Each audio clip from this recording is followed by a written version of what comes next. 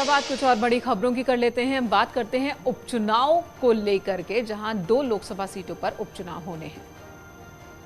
तो उत्तर प्रदेश में 2 लोकसभा सीटों पर उपचुनाव है। दोनों ही सीटें समाजवादी पार्टी का गढ़ मानी जाती हैं, लेकिन अब आजमगढ़ सीट पर मुकाबला दिलचस्प होता नजर आ रहा है। बिल्कुल, क्योंकि एक तरफ धर्मेंद्र यादव हैं, जिनके पक्ष में समाजवादी पार्टी के कई बड़े दिग्गज नेता चुनाव प्रचार कर रहे हैं, तो दूसरी तरफ बीजेपी के निरहुआ, जिनके प्रचार के लिए कई मंत्रियों के साथ साथ भोजपुरी इंडस्ट्री के सितारे भी जमीन पर हैं।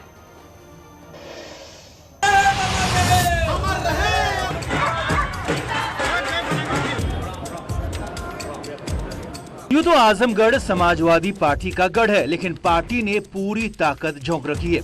धर्मेंद्र के लिए रामगोपाल यादव मैदान में है, ओम प्रकाश राजभर मैदान में है, और तो और इलाहाबाद छात्र संघ से जुड़े रहे पूर्व छात्र नेता भी मैदान में है। मतलब तैयारी पूरी है।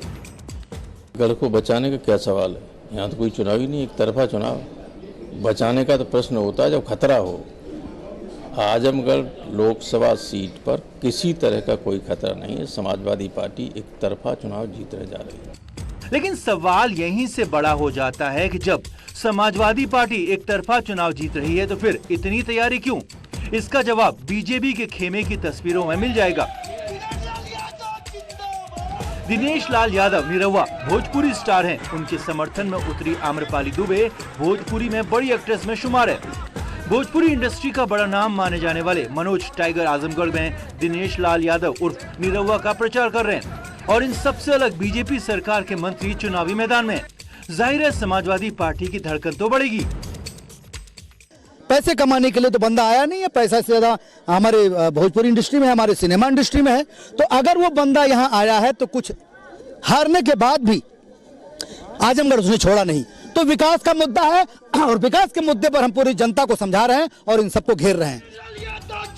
एक तरह से देखा जाए तो बीजेपी की रणनीति ने समाजवादी पार्टी के लिए उसके ही गढ़ में चुनौती खड़ी कर दी है। तो दूसरी ओर ताल ठोक रहे गुड्डू जमाली का डर अलग है, क्योंकि गुड्डू जमाली रेस में आगे या ना आए, समाजवादी पार्टी को जरूर नुकसान पहुंचा सकते हैं। हालांकि समाजवादी पार्टी ऐसा नहीं मानती। भोजपुरी इंडस्ट्री के सितारों के आजमगढ़ पहुँचने को चुनौती तो बिल्कुल नहीं मानती। विकास का काम जितना भी किया वो समाजवादियों ने किया है, इसलिए आजमगढ़ की जनता पूरी तरह से मन बना चुकी है कि पिछली बार की तरह इस बार भी वो समाजवादी पार्टी के प्रत्याशी धर्मेंद्र यादव को भारी मतों से जिता करके सांसद बनाने का काम करेंगे। बीजेपी के स्टार वॉर से निपटने के लिए समाजवादी पार्टी लगातार ये कह रही है कि कलाकारों को जितना सम्मान समाजवादी पार्टी की सरकार में मिला, उतना किसी सरकार में नहीं मिला।